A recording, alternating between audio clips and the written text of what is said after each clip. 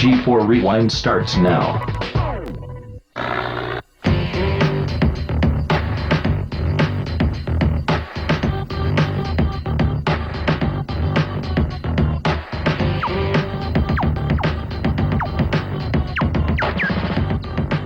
Hello and welcome to another 30-minute mix of video games and the people that play them. I'm Scott Rubin, and joining me each week is a woman who puts the soul in console. That's Laura right. Foy. Trying to keep me down. Can't get rid of me. What are you doing here? Oh, right. Tina's a little tied up this week. She can't be with us, but we're here to talk about... I'm here and you can't get rid of me. You're here. Can't get rid of you. No smashing, no nothing. I'm behaved. In light of the Super Bowl, a lot of people were wagering money on the outcome of something they had no control over. Mm-hmm. But there's a phenomenon. Phenomenon? Yeah, it's known as something like a phenomenon. Yeah, wagering on video games. That's right. There's everyone out there says, I'm the best at this game. I'll kick your ass at this game. But when it comes down to it, you're going to put your $2 up and show me? Will you put your money where your mouth is? Oh, did you just think of that, or have you been saving it? I saved that one. But really, I mean, there's tournaments. I mean, we've seen cash tournaments. Obviously, the Madden Challenge, 50 grand was on the line. Mm-hmm. There are regional tournaments for, like, fighting games where they put money down. Right. But this is about over the net. Right. I can be at home and go on to a bunch of different sites, and they offer first-person shooter games. You can gamble in a match of Counter-Strike. Right. So now it's like, am I going to put my money up? But there's problems. There's a couple problems, because I'm sitting at home and you're sitting at home. Right. And we don't live together. We're at separate homes. And how do I know that you're not going to put an aimbot on? Right. How do I know that you're not going to use some other, wall hacker, any kind of cheats like that? Right. It's a flawed system, I think. Well, there's a couple of sites out there, and you talked to one of them who said that they do have a response for the cheating stuff. They do. They use a thing called cheating death, which stops everyone has to have it installed on their machine if they want to play. And that stops using some of the more commonly known cheats. Right. But I say, where there's money and where there's gamers, because you guys are clever, they're going to figure out a way to get around that system. Yeah. They're going to, like you suggested, bringing in a ringer.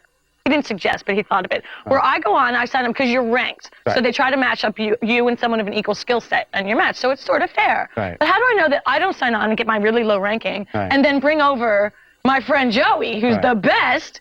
You can't see who's actually behind the machine. You can't see who's definitely one of the issues. I guess a lot of these sites are not talking about $1,000 matches. We're talking about $2 games, $4 games, and really, we have the host challenges where there's a consequence. And I think some of this might just be to kind of make these games a little more at stake, a little more intense. Let me tell you something. And because it is for fun, I would do it.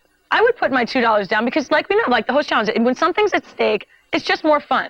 Playing against your friends is playing against a person is playing more fun than playing against a computer. Playing for money. Right. First of all, legalities, like fantasy football, playing games online for cash is legal because it's a game of skill. And also, unlike going to a casino... If you're 18. Right, if you're 18, obviously you have to have a credit card. Mm-hmm. And if you're playing a game of skill like at a casino, it's mostly against the house. Whereas all of these are more like poker, where you're playing against other gamers, and the house takes a cut for providing the service. Yeah. We talked to some of we put up on the boards. We wanted to hear what people had to say. Some of the people that were pro for playing games for cash online. We got Lord Nefarious, who says, I would put my money on my skills. I don't trust that sites can prevent cheating. Yes, it should be allowed. We bet on everything already. Why would video games be different? No, I think some of the games that, right now there's mostly shooter games that you can bet on. I think it would be fun to have a fighting game. Yeah. So it's a quick match, I will beat you down, and it's $1. Like you mentioned sports games. It would be fun to have sports games. I would definitely play Madden for cash. Even if I didn't think I was the greatest in the world, I like to have a little something extra on the line when I'm playing my game. Totally. The God says, I don't know, it makes no sense to me. When you lose, it's like you paid just to play the game. On top of that, the shame of defeat. I mean, I'd rather play the game for free, and if I win, I get the glory of the brag. That's enough for me. Saucy says, I trust no one. That's true, and obviously it's enough for me, too. I play games for free all day long, all night long. It's not a necessary thing, but I think it's an added bonus. I think that a lot of people are into it, but they'd like to see more progress done on the cheating side of it. Definitely. I think it's new, and it's just going to improve. They're going to figure out a way, but for every little step they take in stopping the cheaters, I think you gamers are going to figure out a way to cheat it. Well, that's going to do it for our talk on, paying for play. You actually have been playing something that requires no money. A while back, a new game came across the G4 desk called Lifeline. It's only available in Japan right now, but it's coming out in March. And basically, it's a speech-activated game. It's not the first of its kind, but it's awesome. Seaman was the game on the Dreamcast that let you talk to your little creature and help him grow. Right, but this one is a lot more like you really control the character with your voice. It's a little bit flawed. is a little bit annoying at times because it really is new. It's technologically, it's a new idea. Right. But it's all sorts of fun, and I'm going to show it to you right now. It's and we by talked about Konami. how we were hoping game developers do something new, try something different. This is definitely a step in that direction. Absolutely. You know, people complain that there's no more innovation in video games. So here I am. I am God. I control her. She looks to me because she doesn't know what to do. Right. I play as myself, basically. God Laura. So hold on. Oh, I'm getting attacked. See, now here's her. She's going to look to me and ask me what I'm supposed to do, and I'm going to tell her. And there has, it knows over 5,000 plus words. Yeah, 100,000 phrases. And you can give multiple commands. Ready? Shoot. Shoot.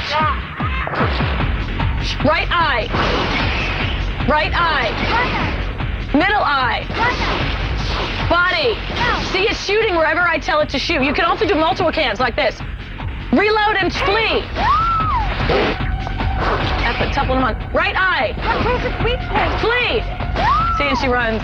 Anyway, you get sprayed by blue blood. I think you get the point. Yeah, it's a little bit blood. It's a little bit loud in here. So what do you think about the future for people, maybe handicapped gamers who have been looking for something that doesn't require fast hands? I think it's a great idea. It's early in its stages, but I think, like I was telling you earlier, Lifeline 5 is going to be where the game is at. And you won't even need the controller. I believe that you'll just have the voice, and you can sit back, run, kill him, dodge, flee. Well, it's coming from Konami. It's for the PlayStation. It'll be out in March. Hey, I'll bet you're not going anywhere because we've got a sweet game of the future coming up. You won't want to miss it right after this.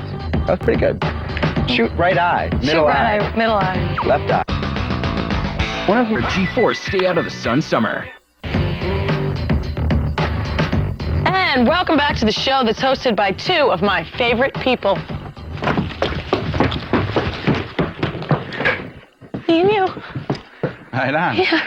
Hey, we've seen a number of James Bond movies turned into video games, but none created from the ground up to be a video game. Well, until now. It's James Bond 007 Everything or Nothing, and it's this week's Game of the Future. Present, kinda. Current. It's coming out kinda now. It's James Bond 007 Everything or Nothing. It's an action-adventure game, third person, for all platforms, no matter what you got. Xbox, GameCube, PlayStation, even the Game Boy Advance.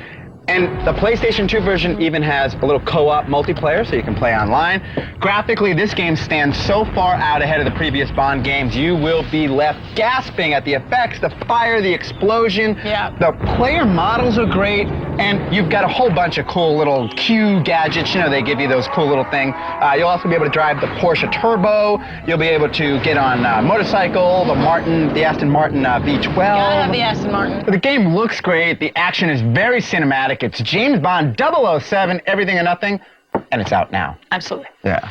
So, hey, after 9 seasons, hey, if you love Starcade, get ready for a brand new game show. It's called 3 Blind Hosts, or 2 Blind Hosts. 1, 2, 3. It's right here. It's right after this. So what kind of weapons are there?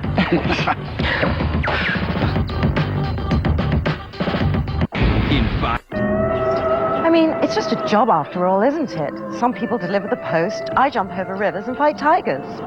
People think that's easy. They don't see all the bloody time I spent coaching these lads through training mode. Once this little bugger from Cleveland couldn't get me out of an alley, then left me on pause for 12 hours. I mean, how hard is it to press reset before you turn me off? Good point. G4, TV for gamers.